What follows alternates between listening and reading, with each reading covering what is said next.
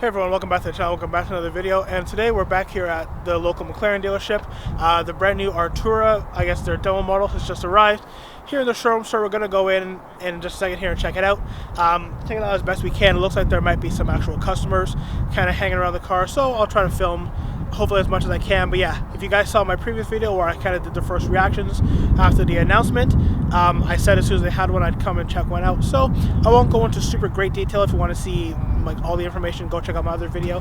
But yeah, today is just going to be kind of a first look as we hear this beautiful 720 starting up behind us. So yeah, today is just going to be maybe hopefully a little shorter video, just kind of doing a quick walk around, actually showing you guys the physical car and giving you kind of the highlights of information. But yeah, in a second here, we'll throw our mask on, we'll hop inside, and we'll go check out the brand new McLaren Artura.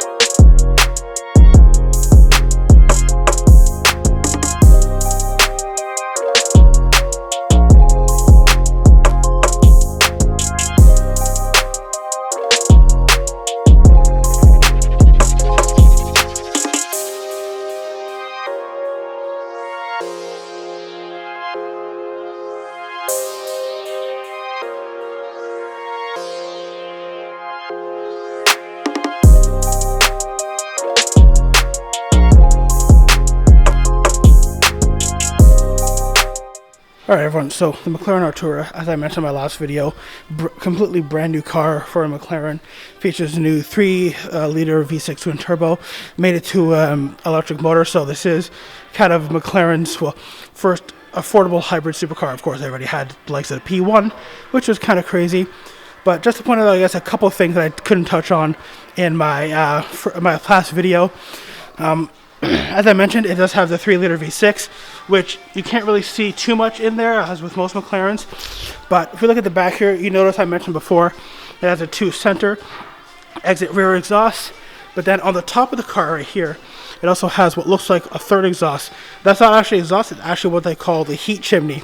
So with the engine temperatures getting up really high, you know, just I guess with some spirited driving, or maybe if you take it to the track, the exhaust gases alone don't allow the heat to dissipate from the engine. So McLaren built in this chimney that you can maybe see comes right out of the engine, and that just kind of helps to release some of the excess heat so your car doesn't overheat, especially with the electric motor and everything being in there as well. In terms of some of the air profile in the car, you can see here how it has kind of the flying buttresses that are completely open through. I can stick my hand through there, so you can see the air kind of comes up over the car, gets funneled through there, gets funneled back over there. Probably, I'm sure some of it probably go down into the engine bay for some cooling out the back. But yeah, cool to see those kind of little flying buttresses, a la kind of like you saw in the 570S.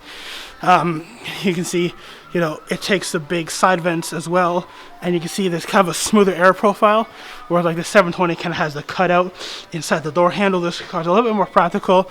It has a door handle right on the side that you can easily access. Of course, the doors will open up in the signature McLaren style. But yeah, you can see the airflow gets funneled in this way through the thing. It looks very much like 720S, but I would say a lot sleeker than kind of have the same kind of cutout design. Another thing that I touched on that's outstanding on this car is having the louvers on the front fenders, which previously you only found in like the hardcore LT models of cars. Now it's kind of in your base model supercar. So it's kind of a cool feature to see on something, you know, I guess say at this price point, but slightly cheaper. You know, to buy like the 720S LM or like a 635 LTS Senna kind of thing to get the louvers. So that's a cool addition. Of course, they're all in carbon fiber. And yeah, so of course I mentioned, guys, the famous McLaren doors. And what's interesting with this car, at least it might just be me looking at it, turn this down so you guys can kind of see here. It looks like the doors actually open up a little bit taller than normal, right? I don't know if that's just me looking at it weird or if McLaren actually designed it that way, but to me, it looks like the door still opens up, but looks like it kind of opens up and a little bit taller, which looks like it makes it a little bit easier to get into the interior. And speaking of the interior, if we move in, you can see this kind of has the new sport bucket seats. It's got the full MSO harness bar in the side there. And one thing that you guys can now see that we're kind of inside the car is, remember how I was saying McLaren has gone away from having all your adaptive controls kind of in the middle under the screen. They're now right up on the steering wheel.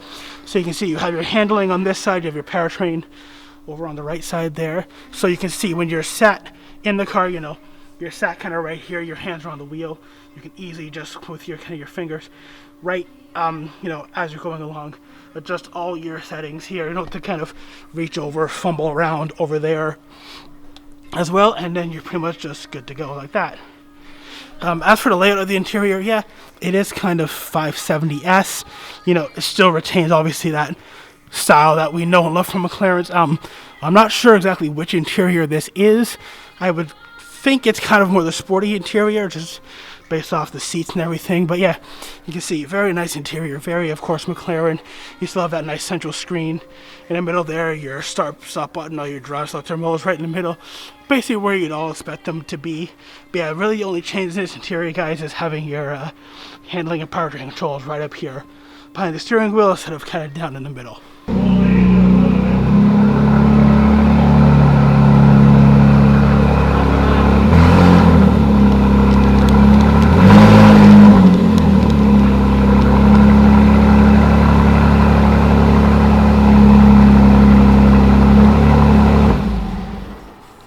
So I've been given permission, so we're just gonna gently hop into the car here. It's pretty easy. Well, I made it a little bit difficult myself there, but it's pretty easy to get in. You know, the one thing with the McLaren, with the doors being the way they are, you can kind of just nicely slide yourself in. And now that we're in here, in the Artura, these seats, they're actually very comfortable. They're very huggy. I know I would say a bit of a bigger guy. I got kind of big shoulders, you know. I'm probably a little fatter than I should be, but these seats are really comfortable. I know they're super comfy. They hug you in well. I'm not going to do it with the belt or anything, but I can tell that they'll be really supportive whether you're just, you know, driving around on a daily or if you actually want to go to a track day. It's really nice in here. If I flip the camera around, give you guys kind of a POV. So, you know, this is what you see if you're the driver. So once again, you can see, you know, you have your hands on the steering wheel. You can change gears, of course. This has a rocker panel design that all McLarens have. And you can see just how easy it is, you know. You have your hands on the steering wheel here. You're like, oh, I want to change up to sport or track, whatever. You can see how easy it is to kind of have your hands on the wheel. Just reach up, change your power modes like this. I'm not going to cycle through them right now, guys. I don't want to, you know, hurt anything in the car. But you can see how much easier it is to kind of reach your fingers up and do this to change power modes than it would be to, you know, have your hand on the wheel, try to fumble around down here to push your active buttons and everything. With this, you just kind of change them all here on the fly and you're good to go. Visibility out of this car is really nice. You know, it's got that nice big windshield, and if we look behind us as well, you see there's not a whole lot of blind spots. There's a nice window back there. The rear window is nice and big. You know, I don't feel like I'm gonna, you know, back into anything. You can see really well. Obviously this door's open right now, but same over the driver's side. You can see there's that little window back there. As you can see, there's a nice G-Wagon over our shoulder there. You can see the Civic in the background. But yeah, visibility out of this car is really good. You know, I haven't been blessed to drive a whole lot of any really supercars in my life, but you know, having been sat in some of them, just looking around, I can definitely see that, yeah, this car would be a lot easier to drive. It's a pretty small car in profile. You know, it's along the same kind of size as like a 570s. So, you know, if you're used to that kind of a car, you know, you should be able to jump into this Artura and feel basically right at home. And you know what?